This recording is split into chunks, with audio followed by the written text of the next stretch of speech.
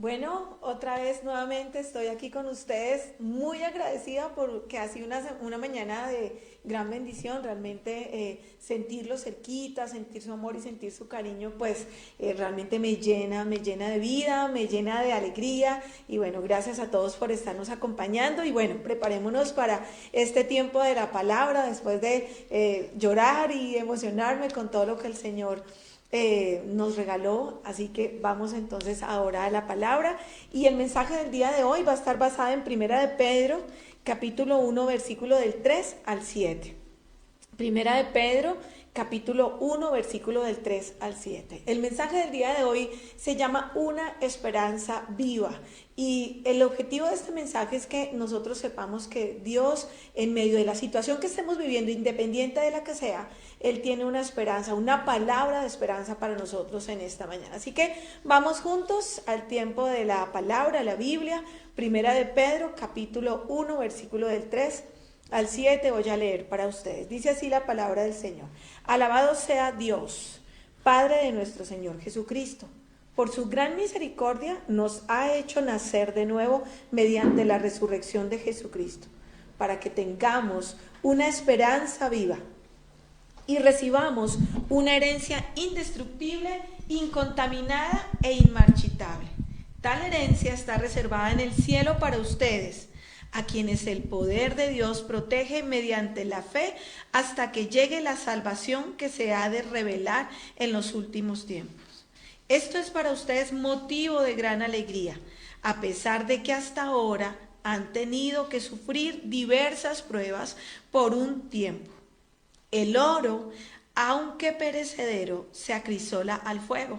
Así también la fe de ustedes, que vale mucho más que el oro, al ser acrisolada por las pruebas, demostrará que es digna de aprobación, gloria y honor cuando Jesucristo se revele. Amén. Miren, esta palabra es preciosa, pero déjenme contarles un poquito acerca como del contexto histórico de este libro. Mira, en algún momento durante la primera mitad de los años 60 después de Cristo, Pedro, uno de los 12 discípulos originales, escribe esta carta desde Roma para los creyentes que para ese momento habían sido esparcidos por todas las regiones de Asia Menor, lo que actualmente es Turquía.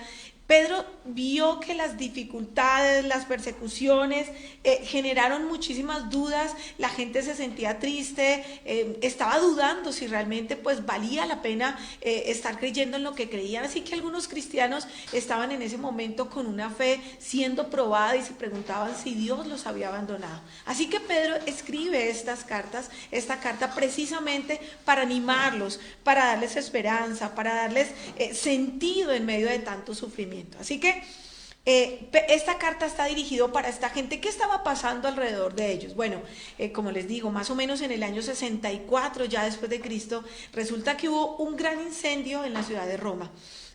Los romanos obviamente creyeron que había sido su emperador, que era Nerón. ¿Y por qué creyeron que había sido Nerón? Bueno, porque él tenía unas ganas enormes o un deseo enorme de construir y construir, y para construir él tenía que destruir lo que ya existía. Así que toda la gente, los habitantes de Roma, estaban totalmente convencidos de que había sido Nerón cuando vieron su ciudad quemada, destruida, así que ellos quedaron totalmente devastados, tristes.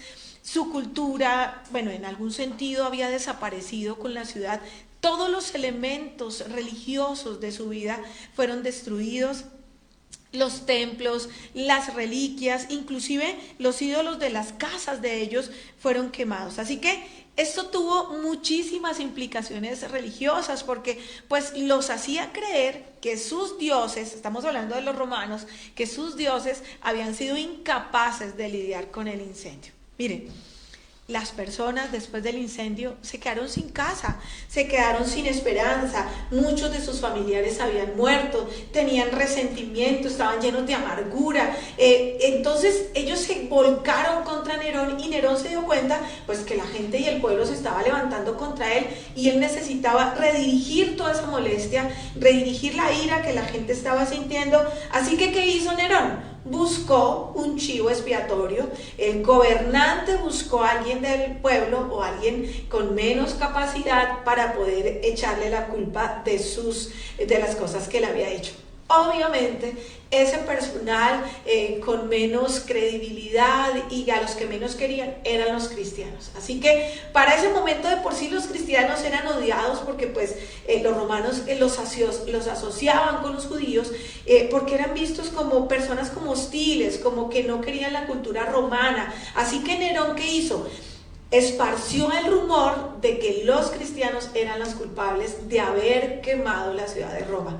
Como ustedes se imaginarán, toda la rabia que estaban sintiendo sobre el gobernador ahora se enfocó en una persecución terrible contra los cristianos. Este es el contexto del texto que acabamos de leer. Para ese momento, los cristianos fueron maltratados, fueron torturados, algunos de ellos fueron sumergidos en brea y quemados vivos. Los usaba Nerón como antorchas para alumbrar las fiestas que daba en los jardines de su palacio. A otros los amarraban a los carros de combate, los arrastraban por las calles de Roma, algunos fueron tirados a los leones. Nerón usó mil y una forma para expulsar todo ese odio satánico que tenía contra los cristianos y también para saciar esos deseos crueles, y usó a los cristianos para poder enfocar todo eso. Fue una época difícil para los cristianos, fue una época de persecución, una época de tristeza, una época de desesperanza, y es en ese momento donde Pedro escribe esta epístola. Así que yo quiero que ustedes entiendan, yo no sé lo que tú estás viviendo hoy, pero yo estoy segura que tal vez no estás en este nivel como se encontraban los cristianos de este momento, siendo perseguidos para ser asesinados, siendo perseguidos para ser quemados vivos o arrojados a los leones o culpados por algo que no hicieron. Pero hoy el Señor quiere traerte esta palabra para ti en medio de la situación que estés viviendo, quiere traerte esa esperanza, pero no es cualquier esperanza. Por eso el título de este mensaje es El Señor quiere darte una esperanza viva. Y este mensaje está dividido en dos partes, que son las que vamos a ver hoy.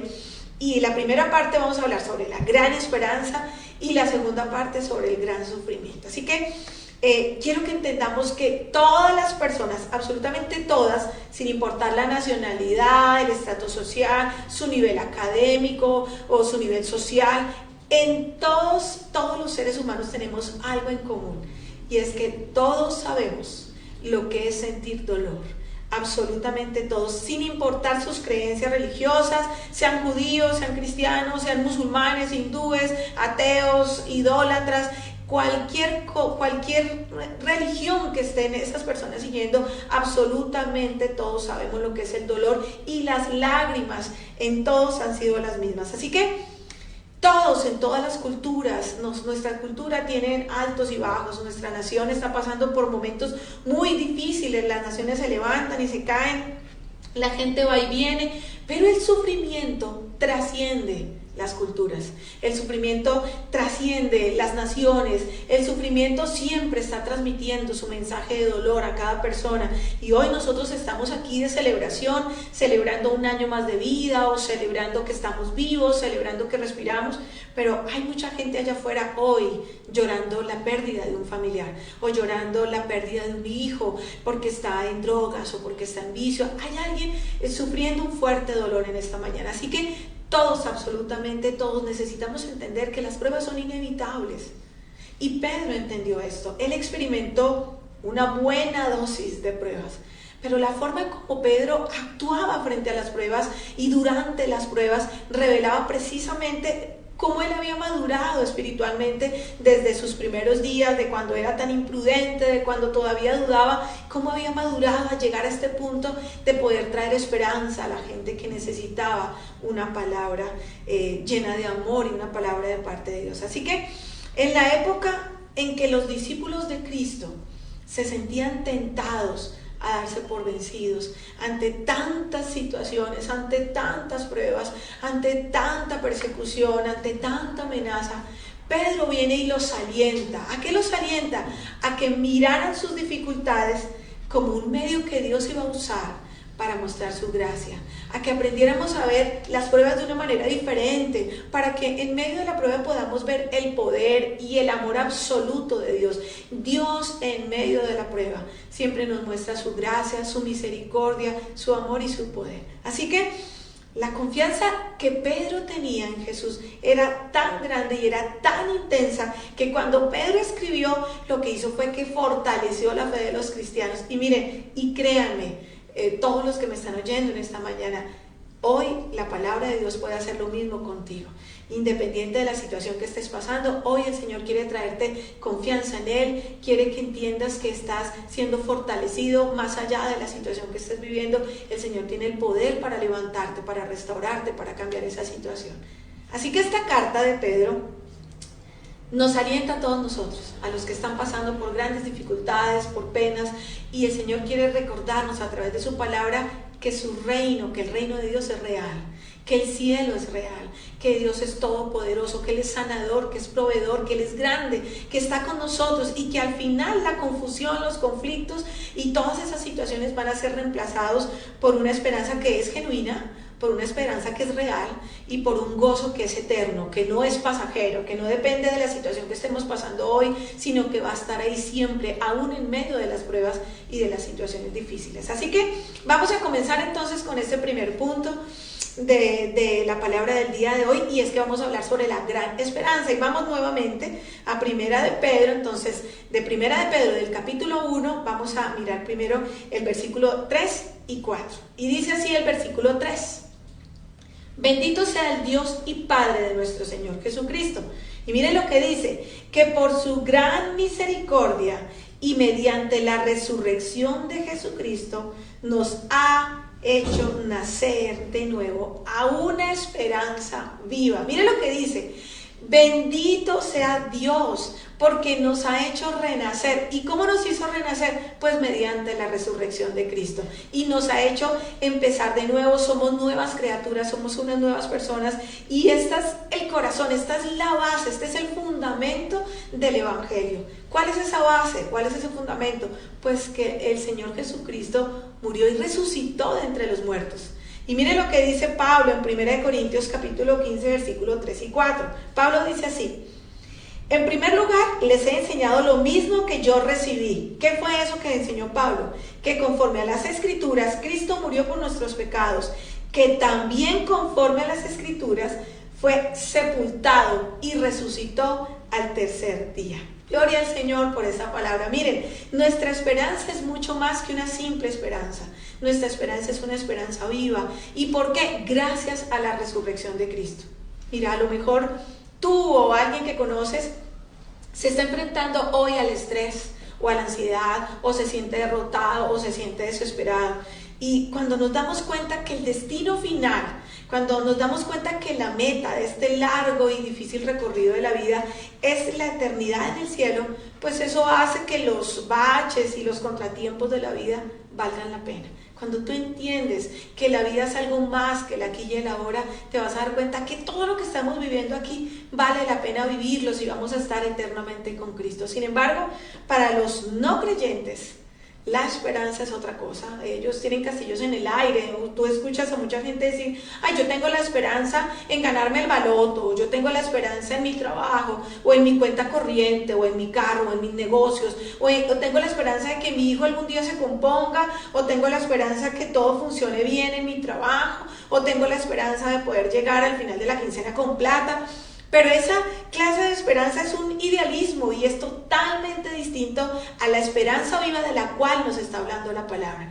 Lo que la palabra nos está diciendo hoy es que la esperanza que el Señor Jesucristo trae a nosotros va más allá del aquí y del ahora, más allá de mi situación, más allá de mi prueba, más allá de mis conflictos. La esperanza del cristiano está basada en la realidad de que Cristo resucitó, que venció a la muerte. ¿Y por qué Él resucitó? Porque Él venció a la muerte, nosotros también seremos resucitados juntamente con Él en cuerpos glorificados para vivir una nueva vida en el cual estaremos junto al Padre, estaremos adorándole, alabándole junto a todos los otros cristianos que un día tomaron la decisión de entregar su corazón al Señor. Así que vamos a vivir juntos en un nuevo cielo y en una nueva tierra para toda la eternidad. Recuerden que Juan capítulo 3 nos dice que nosotros tenemos que nacer de nuevo. Para comenzar a vivir en esta nueva esperanza, necesitas empezar a vivir otra vez en Cristo. Cuando nosotros venimos a los pies de Jesús, Él nos da la oportunidad de empezar otra vez. Y lo que éramos antes, las cosas viejas pasaron y el Señor nos hace nuevos. Así que la vida en Cristo es una transformación tan radical y tan absoluta que es como nacer de nuevo. Entonces tú conoces personas que las ves hoy siguiendo los caminos del Señor y tú dices, yo no puedo creer que esta persona que estaba hundida en el alcohol o en las drogas o que tenía un matrimonio destruido o problemas en su hogar, hoy esté como está y tenga tanta paz y hable con tanta sabiduría. Es porque el Señor le ha dado la oportunidad de nacer de nuevo, de ir a la cruz y empezar otra vez. Así que ir a la cruz es más que un nuevo comienzo.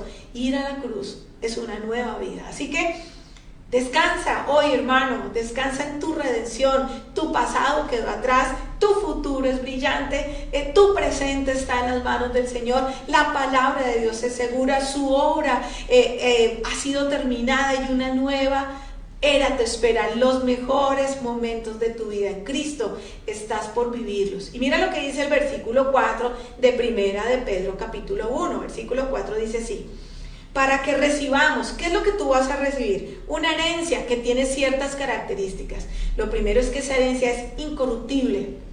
No hay manera de que entre corrupción a esa herencia. Es incontaminada, no hay nadie que pueda tocarla y es imperecedera, o sea, va a ser para ti eternamente. Esta herencia está reservada para ustedes y para mí en los cielos, dice la palabra del Señor. Así que obviamente tenemos razones para vivir en gozo. El Señor Jesucristo nos promete primero una nueva vida, un nuevo empezar, pero nos dice que tenemos una herencia que no va a ser, no hay manera de que alguien la contamine, de que nos falte en algún momento. Esa herencia el Señor la tiene para nosotros. Así que yo sé que cuando la gente está a punto de pensionarse, sus empresas, y si tú le preguntas a una persona que pronto se va a pensionar, ¿qué piensa hacer en esa nueva etapa, en la nueva etapa de su vida? Generalmente lo que piensan es, pues, que no me vaya a quedar sin plata, que no me falle con la pensión. Y claro que todos queremos estar seguros de que vamos a tener los recursos necesarios, pues, para vivir el resto de nuestra vida.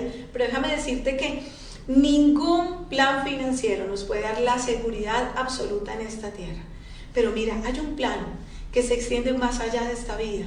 Y es que cuando tú y yo confiamos en Jesús para que perdone nuestros pecados y nosotros lo aceptamos en nuestra vida, entonces recibimos esa herencia. ¿Y cómo es esa herencia? Incontaminada, es eterna y la recibimos por medio del poder de Dios. Así que gracias a esa herencia, tú y yo viviremos para siempre. Y nunca nos faltará nada para la gloria y la honra del Señor. Así que planear para los retiros, planear cuando te pensiones es una excelente idea. Sí, y es bueno que lo hagamos.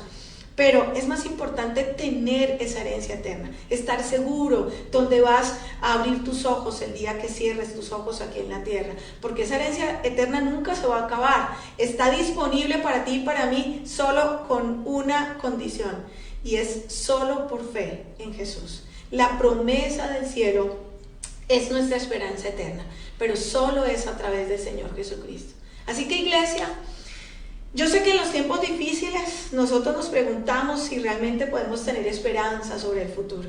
Y cuando escuchamos las noticias y vemos que viene una cepa peor que la anterior y que viene una crisis económica peor que la anterior y que vienen desempleos peores que las anteriores, entonces empezamos a tener miedo sobre el futuro. Pero yo te quiero asegurar lo siguiente: es posible que vivas con esperanza. A pesar de lo que esté pasando afuera, a pesar de lo que esté pasando a tu alrededor, aunque la esperanza es fundamentalmente sobre el futuro, es también sobre el presente. Y si tú eres cristiano, vive esa esperanza hoy, vívela ya, porque esa esperanza ya está en ti. Y por eso no tienes que tenerle miedo al futuro. Si eres una hija, un hijo de Dios, recuerda lo que dice Romanos 8:28, todas las cosas a los hijos de Dios le ayudan para bien, todas, buenas o malas, independiente de la situación.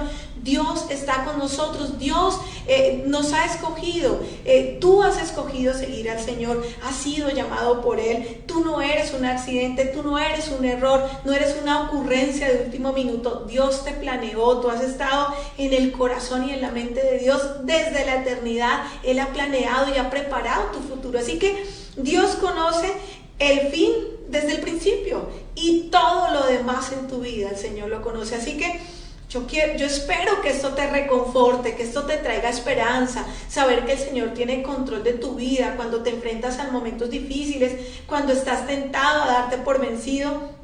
Y si hoy, por ejemplo, en este momento, tú estás tentado a darte por vencido en tu matrimonio por la situación que estés viviendo, no lo hagas.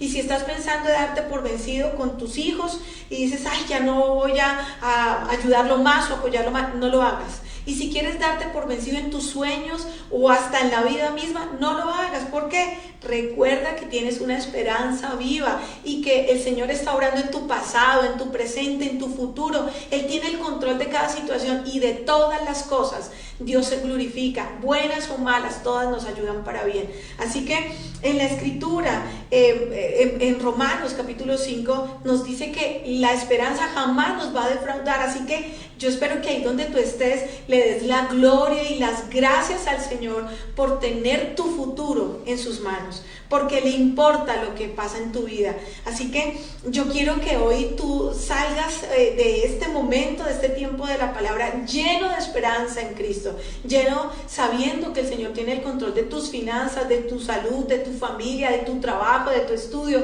de todas las áreas de tu vida, y que seas diferente y veas el futuro de manera distinta a como lo ve el resto de la gente. Bueno, después de haber visto esa gran esperanza, que espero que la hayas entendido, yo sé que tenemos situaciones también difíciles y vamos a ese segundo punto, y es el gran sufrimiento. Primera de Pedro, seguimos en el capítulo 1 y vamos a leer versículos 6 y 7, y dice así la palabra del Señor. Esto les causa gran regocijo, ¿qué? Saber que tenemos una herencia en el Señor, recuerden. Esto es causa de gran regocijo, aun cuando les sea necesario soportar, mire cómo dice, por algún tiempo, diversas pruebas y aflicciones. Pero cuando la fe de ustedes sea puesta a prueba como el oro, habrá de manifestarse en alabanza, gloria y honra el día que Jesucristo se revele. Mira lo que está diciendo aquí Pedro. Dice que es necesario que soportemos algunas situaciones que vamos a tener que vivir, y no son pruebas diferentes al ser humano. Sí, son diversas pruebas, diversas aflicciones, pero cuando esa fe que tenemos nosotros sea puesta a prueba, claro que se va a manifestar en nosotros alabanza, gloria y honra al Señor. Porque miren, dice esta palabra, vamos a hacer pruebas como el oro, y el oro es perecedero y sin embargo se prueba con el fuego. La fe de ustedes y la mía es mucho más preciosa que el oro.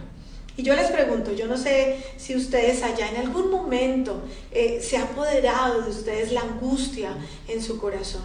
Y tal vez tú dices, ay, yo quisiera acostarme y ya no volver a despertarme más, no levantarme más.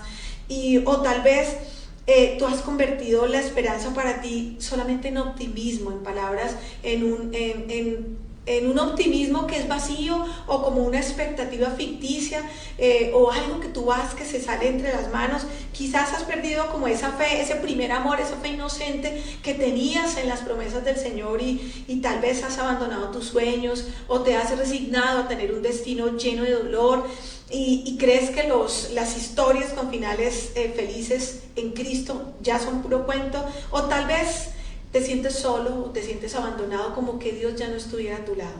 Yo quiero decirte que a pesar de que los sufrimientos son dolorosos, a pesar de que las pruebas son difíciles, estas refinan nuestro carácter. Quiere decir que son necesarias las situaciones que hemos pasado. Estos nos forman a nosotros y fortalecen nuestra fe. Cada uno de nosotros se enfrenta a pruebas en diferentes momentos de la vida. Esto es la vida. Que tengas pruebas significa que estás vivo. La vida es de momentos difíciles y de momentos alegres. De esto se trata vivir. De esto se trata estar vivo. Y cuando estas pruebas ocurren, muchas veces yo sé que nos preguntamos, pero ¿por qué me pasa a mí? ¿Pero por qué ahora? ¿Cuál es el propósito de la prueba? Empezamos a hacernos un montón de cuestionamientos, pero yo quiero que entiendas que las pruebas son un proceso para probar la calidad o el valor de alguien o de algo. Las pruebas van a demostrar nuestra fe, las pruebas demuestran nuestra paciencia, las pruebas muestran al mundo entero nuestra resistencia. cómo realmente si estamos aferrados al Señor, si realmente creemos lo que predicamos. Así que Dios usa las pruebas en nuestra vida para limpiar nuestro carácter, para purificar nuestro corazón, para que confiemos en que Jesús usará todas esas pruebas para mostrar su fidelidad a través de tu vida. Y entonces, ¿qué va a hacer? Te va a dar paz a través del proceso. Tú vas a ver la prueba, sí sabes que estás en una prueba, sí sabes que es difícil, pero viene una paz que sobrepasa todo entendimiento porque el Señor está contigo. Mira como lo dice David en el Salmo capítulo 3, versículo 3. Dice así David: pero tú, Señor, me rodeas cual escudo. Tú eres mi gloria, tú mantienes en alto mi cabeza. Otra versión dice: Señor, tú eres escudo alrededor de mí y eres el que levanta mi cabeza. David está diciendo en este salmo que Dios es el amigo, el que está ahí dispuesto cuando nos ve cabizbajos, cuando nos ve tristes. El Señor viene y levanta nuestra cabeza y dice: yo pongo bandera sobre ti. Porque David sabía lo que era estar deprimido, David sabía lo que era estar angustiado, él entendía la tristeza, él entendía el dolor, él sabía lo que era sentirse culpable, lo que era tener vergüenza, lo que era equivocarse, lo que era fallarle al Señor. Pero también David sabía lo que era que Dios tomara su barbilla y levantara su cabeza. Y en medio del dolor, y en medio de la angustia, y en medio de la culpa, el Señor venía con esa mirada de amor y le ofrecía esperanza. Miren, ser humano, estar vivos en este mundo que está tan difícil, quebrantado, va a traer sufrimiento y va a traer dolor y adversidad, porque como siempre decimos, este no es el cielo, estamos en la tierra. Cuando estemos en el cielo todo será paz y alegría y no habrá enfermedad, ni llanto, ni tristeza.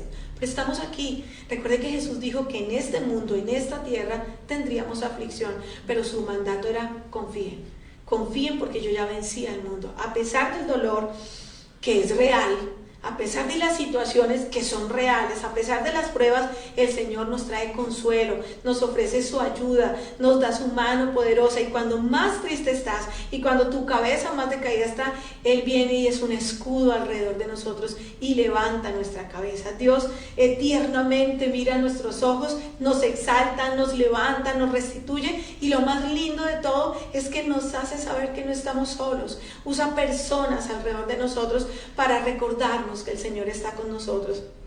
Y yo no sé cuándo fue la última vez que Dios levantó tu barbilla y te ofreció esperanza, pero miren, la Biblia nos cuenta que Josué también necesitaba que Dios levantara su barbilla. Él necesitaba reemplazar a Moisés, y Moisés había sido pues el líder más fuerte y poderoso que Dios había usado para ese momento, y ahora él tenía que reemplazarlo. Josué había estado ahí caminando junto a Moisés por muchos años y se dio cuenta cómo Moisés confiaba en Dios. Pero ahora él era el que se encontraba con la difícil tarea de dirigir al pueblo de Israel hacia la conquista de la tierra prometida. Ahora Josué tenía que tomar el bastón de mando, y Josué tuvo que haber sentido un miedo y una incertidumbre terrible con este nuevo llamado que el Señor le hacía. Necesitaba comenzar a ser un líder fuerte, a manejar todo este montón de gente, y especialmente cuando las instrucciones que Dios le diera, él tenía que ser completamente obediente a cada una de ellas, aunque esas órdenes parecieran ilógicas, como que extrañas, y uno dice: pues como así esta orden que me está dando el Señor. Pero ahí estaba Josué dispuesto a obedecer. Miren, ¿por qué les digo esto? Porque ningún líder militar, yo creo que ningún líder militar en este momento hubiera llevado a su ejército, a sus tropas, a través del río Jordán, precisamente durante la marea alta. Y eso le tuvo que hacerlo Josué. O menos llevar a su ejército a marchar alrededor de la ciudad de Jericó, y con las armas más fuertes, que eran trompetas, tocando trompetas y esperando que las murallas de la ciudad se cayeran. O sea, esto no parecía lógico, era completamente salido de lo normal, no eran armas de guerra, no parecían grandes planes de batalla. Sin embargo, Josué estaba absolutamente seguro de una cosa, y es que él no estaba solo. que Dios estaba con él, que Dios le había prometido que no le iba a fallar, que lo iba a acompañar. Así que Josué había meditado en el libro de la ley y tenía la confianza en esa voz de aliento que Dios le había dado en Josué 1:9, cuando le dice: esfuérzate y sé valiente, no temas ni desmayes, que yo soy el Señor tu Dios y estaré contigo donde quiera que vayas. Josué se pegó de esa promesa, él se esforzó, él fue valiente. Y si el Señor tuvo que decirle a Josué: esfuérzate y sé valiente, es porque Josué tenía miedo. Si el Señor le dijo: no temas y no desmayes, es porque el temor estaba en él. Él era un guerrero, estaba dispuesto a pelear, pero él veía que las armas no parecían tan naturales. Pero él se apegó a esas promesas de Dios, las promesas que Dios había hecho a Josué y las que hizo a Josué en ese momento todavía aplican para nosotros el día de hoy. El Señor te dice en esta mañana: esfuérzate y sé valiente, no tengas miedo, no desmayes, porque yo, el Señor tu Dios, estaré contigo donde quiera que tú vayas. Esa es la promesa del Señor para ti y para mí en esta mañana. Él nunca nos dejará solos, Él nunca nos abandonará. Nosotros podemos confiar en Él, aun cuando sus planes pues no parezcan como tener mucho sentido y nosotros decimos: Señor, pero ¿por qué está pasando todo esto? Señor, ¿por qué esta jornada cada vez para mí es más difícil, cada vez es más pesada? Hoy el Señor te dice: esfuérzate, no temas, que yo estoy contigo. Yo no sé si hoy alguno de ustedes se siente solo o se siente como descorazonado, porque quizás tienes un hijo o una hija enferma, o un hijo discapacitado, o una mamá muy mayor la cual depende de ti para sus cuidados, para sus necesidades básicas, o quizás te sientes como desconectado de tu familia y perdiste la comunión con tus familiares, o con tus amigos, o hasta con tu iglesia. Quizás sientes a veces que es difícil confiar en Dios en momentos como esos, cuando te quedaste sin trabajo, cuando no hay cómo pagar la renta, cuando las situaciones pareciera que se vinieran todas encima. Bueno, David reconoce tus miedos y te dice en esta mañana cómo enfrentarte a ellos a través del Salmo 23, versículo 4. Mire lo que dice esta versión tan linda. Salmo 23, versículo 4 dice: aunque deba yo pasar por el valle más sombrío, no temo sufrir daño alguno, porque tú estás conmigo. Con tu vara de pastor me infundes nuevo aliento. Mira lo que dice esa palabra tan bella: aunque tú tengas que andar por valle de sombra de muerte, no temas. El Señor está contigo, el Señor está ahí dándote aliento, el Señor está levantando tu cabeza y poniendo escudo alrededor de ti. Así que cuando tu mente se comience a preocupar, cuando te enfrentes al peligro, cuando la adrenalina empiece a fluir, cuando tú veas a tus seres queridos que están sufriendo, yo quiero que sepas esto y lo escribas en tu corazón y lo grabes en tu corazón. Jesús está siempre contigo. Él siempre te consuela. Él nunca te dejará, nunca te abandonará, nunca te va a dejar solo. Dios es amoroso, Dios es fiel, Dios prometió acompañarte hasta el final. Así que cuando todas estas situaciones se vengan, dile: Señor, yo sé que tú eres escudo alrededor de mí, eres el que levanta mi cabeza, eres el que me ayuda a atravesar por estas situaciones y yo voy a estar en paz porque prometiste estar conmigo. Génesis en el capítulo 30 habla precisamente sobre esa fidelidad de Dios cuando dice la Biblia que Dios se acordó de Raquel. Raquel tenía una hermana que se llamaba Lea y el Señor le había dicho, dice la palabra, que el Señor no le había concedido tener hijos a Raquel, pero Dios se acordó de esa oración y Dios la escuchó y le concedió tener hijos porque ella no había podido tenerlos.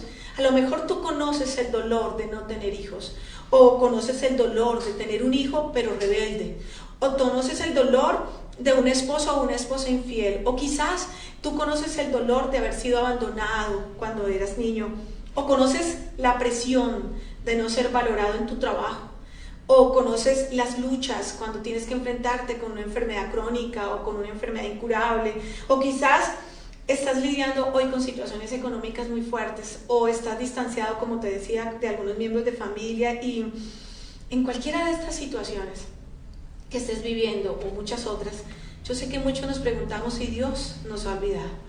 Lo dice la palabra que Raquel no podía tener hijos, pasaba el tiempo y no podía tenerlos, pero oró y el Señor oyó su oración. Y yo sé que Raquel tuvo que haber pensado lo mismo, sentirse sola, tal vez pensó lo mismo que ustedes y yo pensamos cuando estamos en pruebas. El Señor, ¿qué se hizo? ¿Para dónde se fue? Pero Él estaba ahí oyendo su oración, y Raquel tenía que ver a su hermana Lea dando a luz un hijo tras otro. Tuvo 6 hijos y Raquel tuvo que verlo, y tuvo, además de los 6 hijos, una hija. Por años Raquel añorando un hijo, queriendo tener un hijo, y no veía su respuesta. Sin embargo, ella seguía creyendo que Dios podía contestarle. Y más adelante en esta historia vemos que la Biblia dice que Dios se acordó de ella, y Dios se acuerda de nosotros también. Independiente del tiempo que lleves orando, independiente de cuánto lleves esperando esa respuesta, hoy el Señor te dice que Él ha escuchado tu oración, y que el Señor se acuerda de ti también, y que el Señor conoce tu dolor, como lo supo con Raquel, conoce nuestro dolor también. Dios se ocupa de nuestras dificultades, de nuestras necesidades, y lo hace a su manera, lo hace en su tiempo, lo hace usando las situaciones que tenga que usar, pero Dios lo va a hacer para lograr su voluntad, para glorificarse en medio de las respuestas. Pero quiero que sepas que su ayuda nunca llega tarde, que su ayuda siempre llega, tal vez no como queremos, pero siempre llega en el momento preciso. Así que yo espero que te animes, que esto te llene de esperanza, que entiendas que Dios se acuerda de ti, que Él no se olvida, que hay momentos en que Dios sabe que tú y yo necesitamos pasar por las pruebas que son necesarias, que algunas veces las pruebas nos disciplinan, forman nuestro carácter, fortalecen nuestra fe, hacemos pataleta pero vamos a los pies de Cristo y nos aferramos a sus promesas, y esa prueba hace que se fortalezca nuestra fe. Y yo quiero que entiendas que independiente de lo que estás pasando ahorita, el Señor te dice que mucho de lo que estás pasando es necesario que lo vivas. Así que acepta la prueba que estás viviendo, aprende pronto la lección para que tu carácter y tu fe sea fortalecida. Mira como dice Salmo 119, versículo 67. Salmo 119, versículo 67 dice así: antes de sufrir, aquí está hablando David, antes de sufrir yo andaba descarriado, pero ahora obedezco tu palabra. ¿Cuándo estaba descarriado? Cuando andaba lejos del Señor, lejos de la palabra, pero ahora te obedezco. En momentos difíciles, en momentos duros, las pruebas nos preparan para crecer espiritualmente, nos preparan para prevenir volver a caer en la misma situación, para que no cometamos el mismo pecado una y otra vez. Continuemos en Primera de Pedro, capítulo 1, y vamos al versículo 6, el texto que estamos estudiando en esta mañana. Y mire lo que dice Primera de Pedro, otra vez trayéndonos esperanza. Dice: esto es para ustedes motivo de gran alegría, que a pesar de que hasta ahora han tenido que soportar diversas pruebas por un tiempo, a pesar de que hasta ahora, miren lo que dice Pedro: sí, yo sé que han tenido que vivir pruebas, yo sé que no han sido difíciles, yo sé que han sido difíciles y que han llegado cuando menos las esperas, pero ustedes han tenido que soportarla. Y cuando Pedro usa la palabra soportar, lo que está diciendo es: has tenido que experimentar dolor, has tenido que experimentar la pena. Pero Pablo dice a pesar de que por un corto tiempo. Mire, esta palabra aquí que dice soportar también es usada en la Biblia para describir el dolor que Jesús tuvo que vivir en Getsemaní, y el dolor que sentimos tú y yo ante la muerte de un ser querido. Es el mismo significado. Estamos siendo probados, tenemos que soportar situaciones difíciles. Miren, negar que las pruebas sean dolorosas es hacerlas peores. O sea, no podemos entrar en negación. Estamos en prueba, sí, hay situaciones duras, sí, los cristianos tenemos que aceptar el hecho de que hay experiencias en la vida nuestra que son difíciles, y que no hay que ponerle al mal tiempo buena cara para parecer más espirituales. No, las pruebas son controladas por Dios. Pero quiero que entiendas esta verdad grandísima que nos enseña la palabra hoy, y es que las pruebas no duran para siempre. Las pruebas no llegaron para quedarse. Las pruebas solo son una época. Por eso decía David: aunque pase o aunque ande en valle de sombra de muerte, no dice aunque viva o aunque me quede ahí, aunque me hospede en el valle. No, tú vas a pasar, las pruebas van a pasar, vas a salir de ellas, son una época. Cuando Dios permite que sus hijos pasen por el horno, Él mantiene su ojo en el reloj y su mano en el termostato.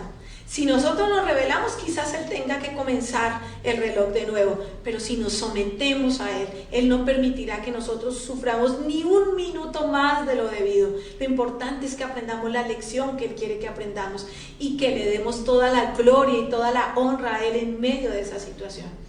Pedro ilustra esta verdad cuando habla del platero, por ejemplo, del joyero. Dice que ningún platero, pues obviamente va a desperdiciar deliberadamente este metal precioso, la plata, sino que viene y lo mete a un horno para fundirlo.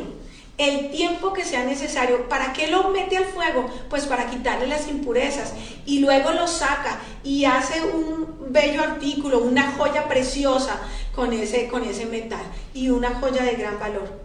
Dice por ahí que el platero del Medio Oriente mantenía el metal en el horno hasta que él pudiera ver su propia cara reflejada en ese metal. Así nuestro Señor nos mantiene en el horno del sufrimiento hasta que tú y yo reflejemos la gloria y la belleza de Jesús.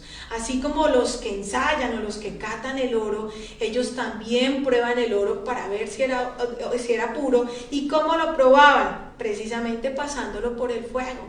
Asimismo las aflicciones, asimismo las pruebas, ellas vienen a probar nuestra fe, vienen a darse cuenta o a ser testigos de nuestra sinceridad en cuanto a lo que hablamos respecto al Señor. Muchos cristianos profesan una fe falsa, pero esta fe falsa va a ser revelada durante el tiempo de las pruebas.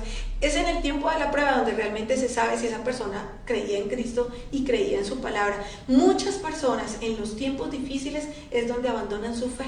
Están ahí mientras todo salga bien, pero abandonan su fe y entonces se van detrás del brujo, detrás de la manera de solucionarlo, del negocio torcido, de lo que sea, con tal de solucionar su problema. Abandonan su fe. Es en la prueba donde realmente sale a la luz de qué estamos hechos, quiénes somos nosotros, de qué estamos llenos. Cuando las cosas se ponen difíciles, realmente prueban la fe que nosotros tenemos. Así que las pruebas vienen, eso también es lindo que lo sepas, y es que las pruebas no llegan solas, las pruebas vienen junto con la gracia de Dios. ¿Para qué? Para que las podamos soportar. Las pruebas nos hacen poner la mirada en Dios, las pruebas nos acercan a Dios, las pruebas nos motivan a clamarle al Señor, las pruebas nos hacen regresar a la voluntad de Dios, las pruebas nos llevan a estudiar la palabra de Dios, así que realmente las pruebas son necesarias. Pero miren, yo no sé yo quiero que tú pienses allá por un momento cuáles son esas actitudes precisamente que dificultan la gracia de Dios en tu vida, porque la sola presencia del dolor en tu vida, o de las pruebas, o de la angustia en tu vida, no es una garantía de que tú vas a crecer y a madurar, porque la prueba en sí no produce crecimiento, es tu actitud y cómo respondes a la prueba lo que va a determinar qué tanto Dios puede hacer en tu vida. Es tu actitud frente a esa situación. Por eso te digo, hay gente que en medio de la prueba se olvida de su fe y busca de cualquier manera humana cómo solucionarlo, pero Dios va a hacer grandes cosas en aquellos hombres y mujeres que pongan su fe, su confianza y su esperanza en el Señor. Yo no sé si ustedes se acuerdan de la historia de Jesús y sus discípulos en la barca. Esta historia la vemos en Marcos capítulo 4, versículos 37 y 38, y aquí les voy a dar un recorderis. Dice así la palabra: pero se levantó una gran tempestad con vientos y de tal manera las olas azotaban la barca que estaban por hundirse. Jesús estaba en la popa y dormía sobre una almohada. Lo despertaron y le dijeron: Maestro, ¿acaso no te importa que estamos por naufragar? Mire, ¿por qué les quise leer esto? Porque es que yo no sé si ustedes puedan escuchar ese clamor de desespero tan sincero y tan doloroso, diciéndole: Señor, ¿acaso no te importa? Yo me he hecho la misma pregunta. Yo no sé si tú la has hecho. Yo no sé cuántos de ustedes han gritado esas palabras miles de veces: Señor, estamos a punto de naufragar. Esta pregunta que en ella hay desconsolación, hay tristeza, y diciéndole: Señor, ¿acaso no estás viendo lo que estamos viviendo? ¿Por qué yo? ¿Por qué mi amigo? ¿Por qué mi familia? ¿Por qué mi negocio? Esta pregunta es una pregunta eterna. Esta pregunta ha sido hecha literalmente por cada persona que ha caminado en este mundo, porque nadie se puede escapar de esos sentimientos de soledad que son causados por la enfermedad, o que son causados por un divorcio, o que son causados por una pérdida de un ser querido, o porque quizás perdiste tu trabajo. Yo no sé si alguna vez tú te has sentido tan mal que has dicho: Señor, ¿dónde estás? Y cuando estas situaciones vienen a tu vida, quizás tú sientes que nadie puede comprender tu dolor, que nadie comprende tu lucha. Y esa soledad quizás puede golpear a cualquiera. No, quizás no, estoy segura que la soledad golpea a cualquiera, sea joven, niño, adulto, introvertido, sociable, seguro o inseguro. Cuando ya no puedes más, ¿sabes qué tienes que hacer? Párate y ponte de rodillas. Y ven delante del Señor y dile: Señor, necesito saber que estás aquí. Y volviendo aquí a la historia de Jesús, sus discípulos están en la barca. Dice la Biblia que Jesús estaba durmiendo plácidamente, o sea, estaba en el barco que se rompía en dos por la tormenta. Sin embargo, él estaba durmiendo tranquilo.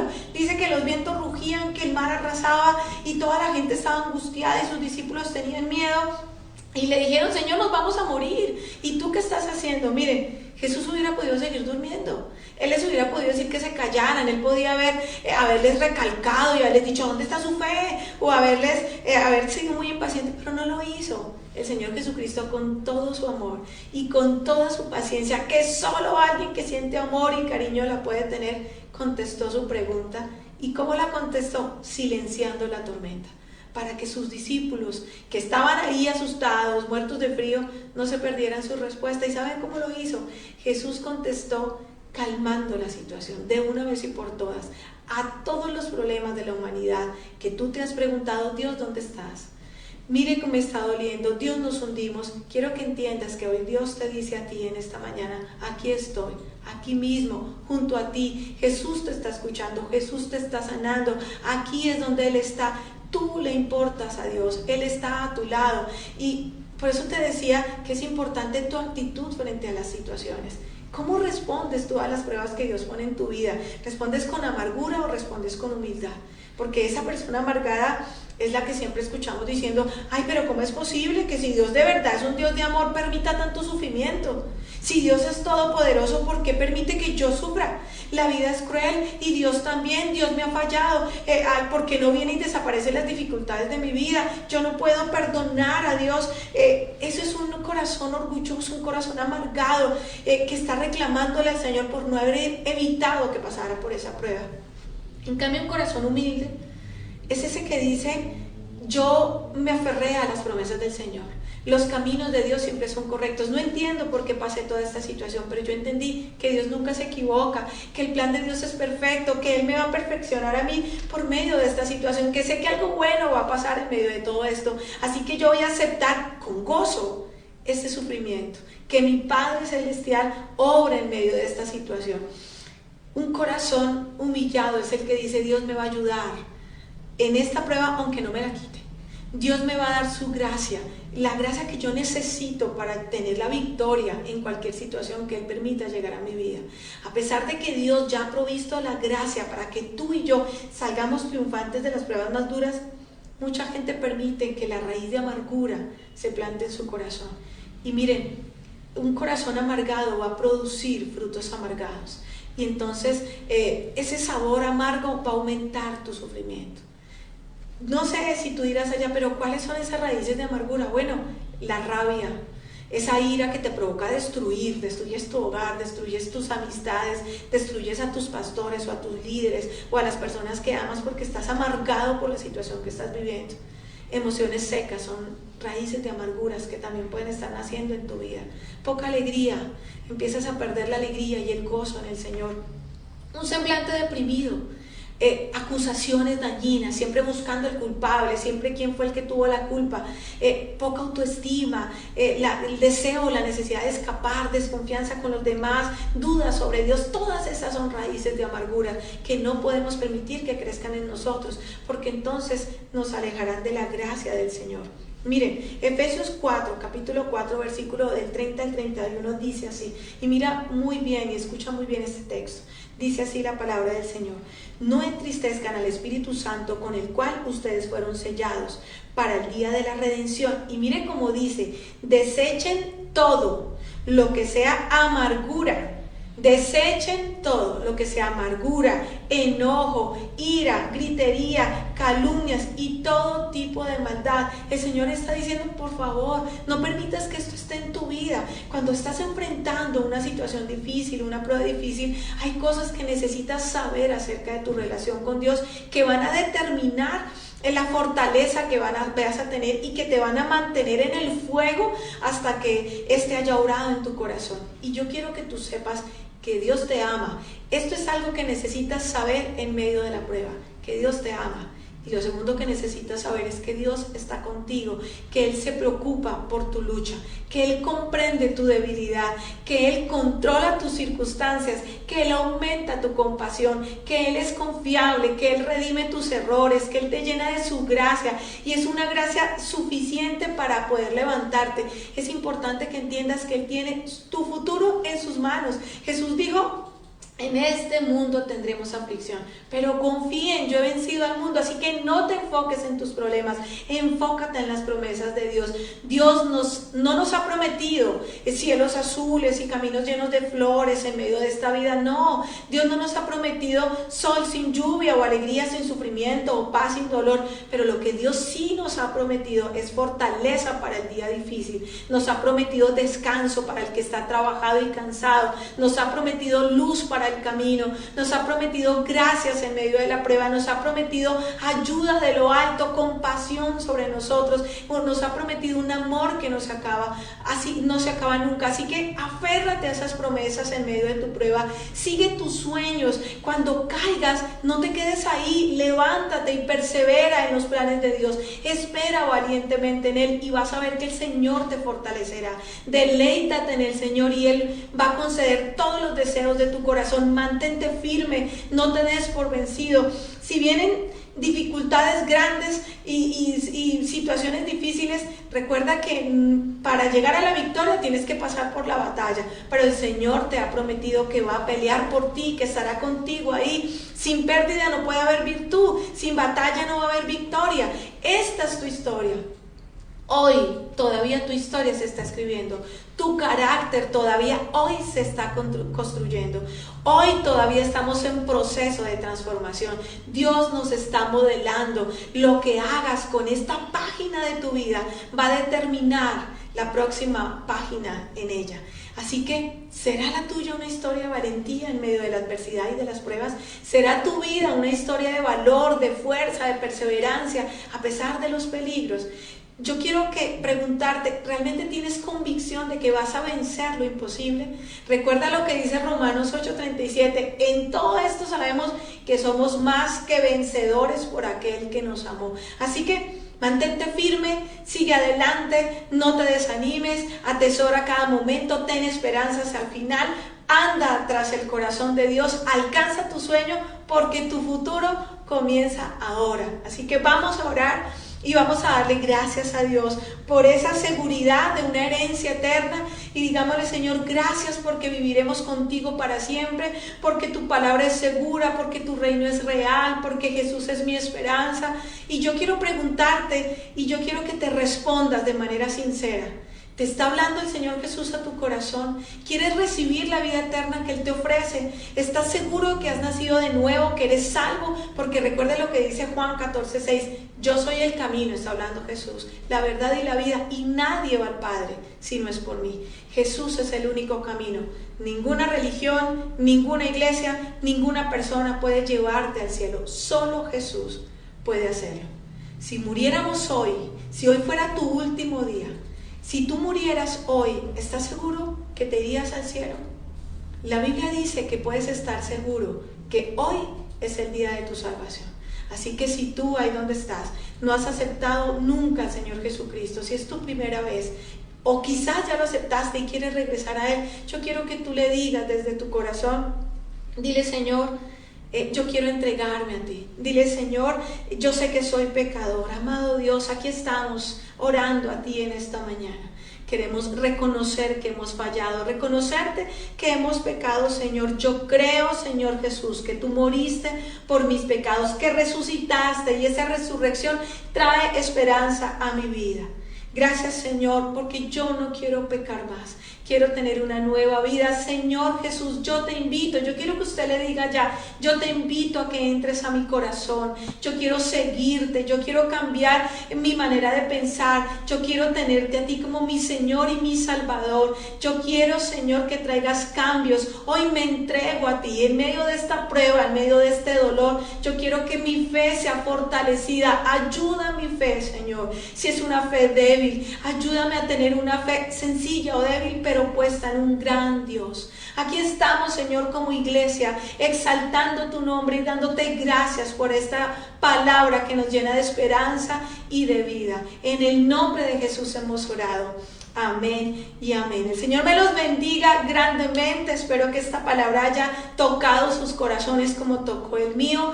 Le pido a Dios que sea trayendo respuestas en cada área de sus vidas, y les recuerdo que mañana 8 en punto de la mañana estaremos en nuestro tiempo de oración, así que hoy envíanos tus peticiones, tus acciones de gracia.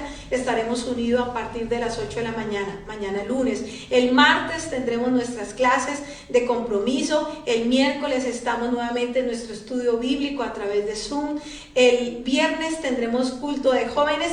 El domingo estaremos aquí nuevamente con la ayuda de Dios, y pronto, iglesia, estaremos regresando al templo. Estamos haciendo un proceso, obedeciendo el llamado de las autoridades, pero la autoridad mayor sobre la cual estamos esperando es en Dios. Él nos va a decir el día y la hora, pero quiero decirles que el regreso está pronto. Los amo en el amor del Señor. Gracias por este día tan hermoso, por acompañarnos. Dios me los bendiga y mil bendiciones.